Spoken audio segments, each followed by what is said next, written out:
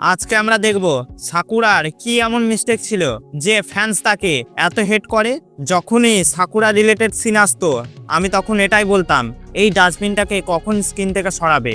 Original Naruto সিরিজের sakura পুরো anime ইউনিভার্সের মোস্ট অ্যানোয়িং ক্যারেক্টার, সবসময় সাসকে করবে, যখনই মন যাবে নারুটোকে মারবে, আর ফাইটের সিনে কিচ্ছু হবে না, শুধু দাঁড়িয়ে দাঁড়িয়ে রিয়াকশন দেবে।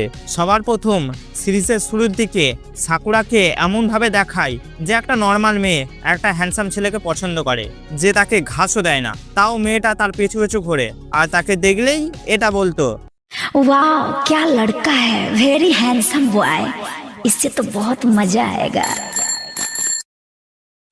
একটা সিন আছে যেখানে একটা ছেলের জন্য নারুতো সাসকে ভুল করে কিস করে নেয়। এরপর সাকুরা নিজের ক্রাশকে কিস করতে দেখে নারুটোকে ভালো করে ধুলাই দেয়। এটা কমেডির পারপাসে দেখায়, তাই ফ্যান্স কিছু মনে করে না। বাট এই মার জিনিসটা একসময় অতিরিক্ত বেড়ে যায়।